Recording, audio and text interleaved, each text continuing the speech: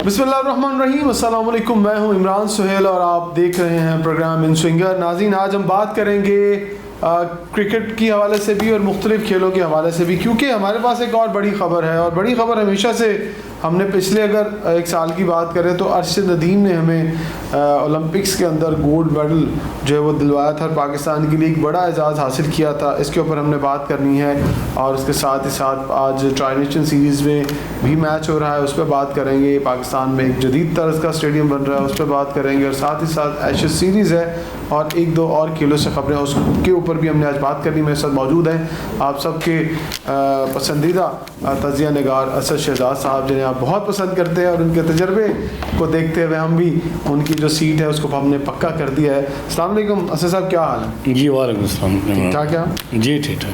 अच्छा जी, सबसे पहले जैसे मैंने जिक्र किया है कि इस्लामिक सॉलिडारिटी गेम्स के अंदर पाकिस्तान के अरशद नदीम ने एक और गोल्ड मेडल हासिल कर लिया है और इस गोल्ड मेडल के साथ पाकिस्तान को एक बड़ी खुशी भी हासिल हुई। और साथ ही साथ अगर हम सिल्वर मेडल की बात करें तो वो भी पाकिस्तानी ही जो जावलिन प्लेयर हैं यासिर सुल्तान, उन्होंने ये एजाज़ हासिल किया। मैं थोड़ी सी तफसील बताऊं फिर उसके ऊपर हम बात कर देंगे। तो सऊदी अरब के दारुल हुकूमत रियाद में इस्लामिक सॉलिडारिटी गेम्स के अंदर जेवलिन थ्रो मुकाबले में पाकिस्तान के अरशद नदीम और यासिर सुल्तान ने जो है वो एजाज़ात हासिल किए। अरशद नदीम में पहली थ्रो जो थी वो 75.44 मीटर, दूसरी थ्रो 83.05 मीटर, तीसरी थ्रो 82.48 मीटर थ्रो की थी। जबकि चौथी बार जो उन्होंने थ्रो की थी उसमें उन्होंने 76.06 मीटर की जो थ्रो की थी। जबकि उनके साथ जो यासिर सुल्तान थे उन्होंने जो अपनी लास्ट थ्रो की थी वो 76.04 थी। तो ये उनकी थ्रो के बायस उनको जो है सिल्वर मेडल मिला। लेकिन नाइजीरिया के जो सैमुअल एडवर्ड्स हैं उन्होंने 76.01 की थ्रो करके इसमें ब्रॉन्ज मेडल हासिल किया है। तो असद साहब, एक और बड़ी खुशी, एक और कामयाबी जो है वो अरशद नदीम ने पाकिस्तान को दिलाई है, क्या कहें? इमरान, अरशद नदीम ये दूसरा गोल्ड मेडल पाकिस्तान लेके आए हैं और मेरे ख्याल में ये बहुत बड़ा एजाज़ है पाकिस्तान के लिए भी। अरशद नदीम के लिए तो ऐसे है, लेकिन मैं फिर कहूँगा कि बदकिस्मती है पाकिस्तान स्पोर्ट्स बोर्ड की और पंजाब स्पोर्ट्स बोर्ड की कि इन्होंने अरबों रुपया, ये इनको सालाना बजट मिलता है, ये अरबों रुपया कहाँ पे लगता है। अरशद नदीम जैसे खिलाड़ी जब इलाकाई एरिया से निकलेंगे और वो अपनी मेहनत का बलबूते पर ऊपर आएंगे और जब वो कुछ बन जाते हैं तो फिर पाकिस्तान स्पोर्ट्स बोर्ड भी क्रेडिट लेता है, फिर पंजाब स्पोर्ट्स क्रेडिट लेता है, फिर बड़े बड़े लोग उठ जाते जी कि मैं कोच था, मैं फ़लाँ था। जिसने अरशद को जानता भी नहीं वो अरशद का उस्ताद बन जाता है। पहली बात यह है कि पाकिस्तान स्पोर्ट्स बोर्ड को चाहिए कि जिस तरह पंजाब स्पोर्ट्स में अरबों रुपया लगा के तमाम शहरों में स्टेडियम छोटे छोटे बनाए, ग्राउंड्स बनाई, लेकिन उन अरबों रुपये का लगाने का फ़ायदा क्या है कि ना तो वहाँ से कबड्डी निकाल सके, ना वहाँ से कुश्ती निकाल सके, ना आप एथलेटिक्स निकाल सके, ना आप और दूसरे मुकाबलों के लिए पाकिस्तान के लिए आपको प्लेयर तैयार कर सके। हाँ, बाकी गेमें तो बिल्कुल ठप पड़ी है ना। ये तो एक इनफरादी कारकर्दगी हम इसको कह सकते हैं, इसको एक इंफ्रास्ट्रक्चर या कोई इंतज़ामी कारकर्दगी की बुनियाद पर। क्रिकेट में भी इनफरादी तौर पे लड़के आती हैं ना, फर्स्ट क्लास में आगे चले वहाँ तो 11 लड़ते झगड़ते आ जाते हैं। हाँ, तो 11 खेलते हैं यहाँ तो, लेकिन यहाँ तो टोटल ही ये सिस्टम इनका फ्लॉप है और पाकिस्तान स्पोर्ट्स बोर्ड को इसका जवाबदेह होना पड़ेगा कि टैलेंट हंट स्कीमें उन्होंने इजरा करना होता है। कैंप स्कीमों का इजरा उन्होंने करना होता है। नेशनल गेम्स की तैयारी भी जो है वो शुरू हो चुकी है पंजाब स्टेडियम के अंदर, जो कि कराची में इस साल होनी है। उस हवाले से भी गुमगू की कैफियत है कि क्या होगा। पहले कराची में हो रही थी, डेट उनकी आगे बढ़ा दी गई क्योंकि मौसम का मेरा ख्याल इंतज़ार कर रहे थे कोई बेहतर मौसम आ जाए। इमरान, पहले स्कूल से लेके कॉलेज से यूनिवर्सिटी पे डिवीजन की सतह पे ये बाकायदा एथलेटिक्स मुकाबले होते थे और बड़े भरपूर मुकाबले होते थे। वहाँ से बड़े बच्चे निकलते थे। स्कूल कॉलेज में ग्राउंड भी होते थे। ग्राउंड तो उन्होंने ख़त्म कर दी है ना, बिल्डिंग बना ली। अच्छा, मेरा सिर्फ कहने का मकसद है कि जब तक आप पाकिस्तान स्पोर्ट्स बोर्ड पाकिस्तान के खेलों की तरफ तवज्जो नहीं देंगे, वो अरबों रुपया जो घरों में जा रहा है, जो दूसरे मामलात में लग रहा है, वो अगर काश खिलाड़ियों में लग जाए तो एक अरशद नदीम ने आपको यहाँ पे सैकड़ों अरशद नदीम हज़ारों गोल्ड मेडल दिलवाने की दिलवा सकते हैं। बट अगर मैं एक पॉइंट आपकी तरफ लेके आता हूँ, अरशद नदीम ने 90+ थ्रो की थी ओलंपिक्स के अंदर। अब अरशद नदीम आहिस्ता आहिस्ता आहिस्ता जो है वो नीचे आते जा रहे हैं। अभी आपने उनकी जो चौथी थ्रो देखी है वो 76.06 है, पहली क्वालिफायर्स थी, और लास्ट वाली जो थी उसमें उन्होंने 77.6 फेंकी। उनके मध्य मुकाबले सेकंड नंबर पर जो आए उन्होंने 76.4, और जो तीसरे नंबर पर आए उन्होंने 76.01। तो आगे पीछे रहे। लेकिन आपको नहीं लगता कि कहाँ 90 और कहाँ 82, 83, 84 और फिर 77, ये उनकी परफॉर्मेंस भी नीचे आ रही है? आप उनकी परफॉर्मेंस नीचे आने की वजह बता सकते हैं? पैसा है या उनका फिटनेस लेवल आपको समझते हैं, या बस कहते हैं यार ठीक है उन्होंने जो पीक लेनी थी वो ले ली थी? और बहुत सारे लोग ये भी कहते हैं कि जो वो थ्रो थी उसके पीछे कोई कुदरत का अमल भी था। ये तो जी अल्लाह की हिकमत अमली है, लेकिन मैं एक बात जानता हूँ कि अरशद नदीम के बैक पे वो स्पोर्ट अभी भी उसको नहीं मिल सकी। उसको वो पारिश इस अंदाज से करना चाहिए था, वो नहीं हो सका। फ़ोटो शूट्स बहुत हो रहे हैं, पैसा भी आ रहा है, सारा कुछ हो रहा है, अरशद के पास भी आ रहा है, पैसा के पास पैसा उसी के पास आ रहा है और किसी के पास। लेकिन असल मसला ये है कि अरशद नदीम को सोचना होगा कि अब वो 74, 75 के एरे में आके बैठ गया है। इसको अब बजाय को 94 को अबूर करता, मेहनत करता, या तो शायद उन्होंने वो मेहनत करनी छोड़ दी है। अब वो इस उम्मीद पे टूर्नामेंट में चले जाते हैं कि शायद मैं गोल्ड मेडल ले लूँगा। और मेरा ख्याल है कि अरशद नदीम को इस तरह तवज्जो देनी चाहिए और अपनी परफॉर्मेंस को बरकरार रखने के लिए बेहतर से बेहतर अंदाज में जो कि भरपूर सलाहियतें या जो पाकिस्तान स्पोर्ट उनको दे सकता है, जो सहूलियत दे सकता है, वो सहूलियत लाजमी देनी चाहिए। ठीक है, अच्छा जी आगे बढ़ते हैं। आज एक और मैच है, ट्रायंगुलर सीरीज़ पाकिस्तान में जो रावलपिंडी के अंदर हो रही है। पाकिस्तान ने पहले मैच में जिम्बाब्वे को शिकस्त दी थी। आज होने वाला जो मैच है वो श्रीलंका वर्सेस जिम्बाब्वे है।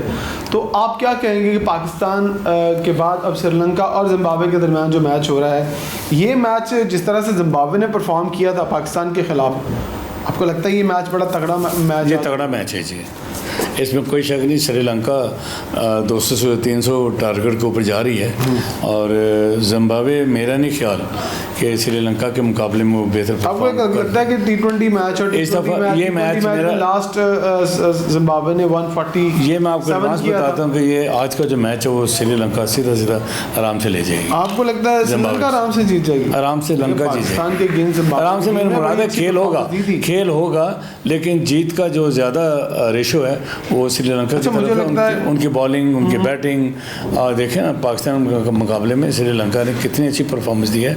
जिम्बाब्वे में तो खैर हमारे शाइन माशाल्लाह जब शाइन होते हैं तो फिर वो चिड़िया बन जाते हैं, जब चिड़िया तो शाइन बन जाते हैं। असल बात यह है कि पहला जो मैच आज श्रीलंका मैदान में उतर, ये जिम्बाब्वे के ख़िलाफ़ डेफिनेटली वो परफॉर्म में भी है और वो बेहतर परफॉर्म करने की सलाहियत है कि अगर जिम्बाब्वे अच्छा खेलेगी। मेरी ज़ाती राय यही कि आज शायद जिम्बाब्वे की टीम ज़्यादा पेनिट्रेट करेगी इस मैच के अंदर, और अगर वो टॉस जीतती है तो मुझे लगता है कि वो चीज़ अच्छा कर सकते हैं। लेकिन ये देखिए ना कि जिम्बाब्वे के मुकाबले में उनकी फील्डिंग, श्रीलंकन फील्डिंग, बैटिंग और बॉलिंग बहुत बेहतर है। जिम्बाब्वे की फील्डिंग स्पिनर्स बहुत अच्छे हैं। अगर आप डिपेंड कर रहे हैं सिकंदर के ऊपर तो मैं कह नहीं सकता। नहीं, उनके बॉलर्स ने बड़ी अच्छी परफॉर्मेंस दी थी। बाबर को 0 पर आउट किया था, पता है इब्तिदाई विकेट आपकी 3 गिर गई थी। जी। बाद में 2 प्लेयर अगर नहीं अच्छा खेलते, फ़खर जमान और उस्मान खान, तो फिर तो बाजी हाथ से निकलती हुई दिखाई देती। ठीक कह रही हैं, बिल्कुल ठीक है। अच्छा जी, एक और ख़बर हमारे सामने आई है कि कल वज़ीर-ए-आज़म ने सैफ अफ्रीदी T20 सीरीज़ में शिरकत वाली टीमों के एजाज़ में इशाइया दिया है, और वज़ीर-ए-आज़म ने ख़ास तौर पर दोनों टीमों का एक तो शुक्रिया अदा किया है। उन्होंने कहा कि उन्होंने पाकिस्तान में आकर खेलने का जो फ़ैसला किया है उसके ऊपर उन्हें काफ़ी फ़ख्र महसूस करते हैं। फिर उन्होंने टीमों के बारे में कहा कि टीमों उनको बेस्ट ऑफ लक बोला, और कहा कि अगर अपनी महारत का मुजाहरा करें तो तीनों टीमें ही ऐसी हैं जो कि अच्छा परफॉर्म करेंगी। PCB के चेयरमैन मोहसिन नकवी की सरबराही में इस सीरीज़ के इंतजाम को उन्होंने मिसाली करार दिया है। ज़राने में वज़ीर आला सिंध सैयद मुराद अली शाह, वज़ीर दाखिला चेयरमैन PCB मोहसिन नकवी, वज़ीर इत्तलात व नशरियात अता तारड़, वज़ीर railway Mohammad Hanif Abbasi, Sri Lankan high commissioner rear admiral Fred संदीर अथने और जिम्बाब्वे के high commissioner Titus Abu Basutu भी शिरकत की थी इन्होंने। और ये अब क्या कहेंगे इसके ऊपर? मेरे ख्याल में कि वज़ीर-ए-आज़म की तरफ से श्रीलंकन टीम का हौसला अफजाई करना ये बहुत बड़ी बात है कि एक मुल्क का सरबराह टीम को बुलाता है और बजाय कि कोई और को बुलाता, और ये मेरे हिसाब से रीत अच्छी है और होना भी चाहिए। और वज़ीर-ए-आज़म का दिया हौसला श्रीलंकन टीम या दूसरी टीमों के लिए जो कि समझती है कि पाकिस्तान में दहशत गर्दी के ख़तरात हैं, वो थोड़े से महफूज हो जाएंगे। ये अच्छी रवायत है। चलें जी आगे बढ़ते हैं। हमारे पास एक और अच्छी खबर है, और वो खबर ये है कि blinds women T20 world cup के अंदर पाकिस्तान ने ऑस्ट्रेलिया को 129 रन से शिकस्त दी है और सेमीफाइनल में जगह पक्की कर ली है। इसका मतलब है कि सेमीफाइनल टॉप 4 में हमारी वुमेन्स की टीम भी आ गई है। जो कोलंबो में जारी blind women's T20 world cup में पाकिस्तान ने चौथे लीग मैच में पहले बैटिंग करते हुए मुकर्ररा 20 ओवर में 2 विकेटों के नुकसान पर 298 रन बनाए थे। थोड़े रन नहीं बनाए। पाकिस्तान ब्लाइंड वुमेन टीम की जानिब से महरीन अली ने 133 रन की शानदार इनिंग्स खेली। बुशरा अशरफ ने 59, मरियम जहांगीर ने 13, रिमशा शबीर ने 12 रन की इनिंग खेली। ऑस्ट्रेलियाई blind womens cricket team 299 run के हदफ के ताक़ुब में 169 रन ही सिर्फ बना पाई है। और पाकिस्तान की जो प्लेयर थी, अच्छा ऑस्ट्रेलिया की जानिब से कोटरी नरी लाइस ने 95 रन की इनिंग खेली थी। उसके बाद महरीन अली ने 2 खिलाड़ी को आउट किया था ऑस्ट्रेलिया की। क्या बात है भाई साहब, मेरे ख्याल में बहुत शानदार परफॉर्मेंस। लड़के नहीं कितने रन बनाते हैं, और लड़कियों की टीम, और वो भी ब्लाइंड की टीम। पूरी दुनिया में आप देख लें कि खेलों में ख़वातीन का रुझान बहुत बढ़ता जा रहा है, और ये अच्छी रवायत है। और ख़ासकर अभी जो अपने ब्लाइंड वुमेंस का जो T20 वर्ल्ड कप की जो वजाहत की है कि किस तरह पाकिस्तान जीता है, तो पाकिस्तान के दूसरे का मर्दों में भी चैंपियन है, मर्दों में भी लड़कों ने आज तक 298 इंशाल्लाह हम ख़वातीन ब्लाइंड भी ये टूर्नामेंट जीतेगी और फाइनल भी जीतेंगे। और माशाल्लाह ज़बरदस्त मज़ा आ गया जी। अगर इस दफ़ा पाकिस्तान ने वर्ल्ड कप ना जीता तो मैंने पता क्या कहना है, मैंने कहा जी 2 को ब्लाइंड के भी बंदे रख लें, शायद आंखों वालों से काम ना बने तो ब्लाइंड वालों से कुछ काम हो जाए। ये करना पड़ेगा। अच्छा जी आगे बढ़ते हैं जी। हमारे पास इस्लामाबाद से एक और अच्छी खबर आया है, और ये क्रिकेट शायकीन के लिए अच्छी खबर है, और जो लोग ट्रैफिक में फंसे रहते हैं उनके लिए एक अच्छी खबर है कि इस्लामाबाद में दुबई तर्ज का जदीद क्रिकेट स्टेडियम साहब बना रहे हैं, जिसमें मोहसिन नकवी जो वज़ीर दाखिला हैं उन्होंने CDA को अहकाम जारी कर दिए कि इस मनसूबे को 1 साल में मुकम्मल करें। वहाँ पर एक 7 स्टार होटल भी बनाया जा रहा है, और यह कहा जा रहा है कि इसको शहर से बाहर बनाने का यह मकसद है। जो ट्रैफिक जैम रहती है रावलपिंडी क्रिकेट स्टेडियम की वजह से, उस मसाइल को हल किया जाए, ताकि और उसके बाद रहाइश के मसाइल को भी हल किया जाए। टीमें वहीं ठहरें और वहीं वो मैच खेलें और वहीं से ही एयरपोर्ट पर निकलें और घर चली जाएँ।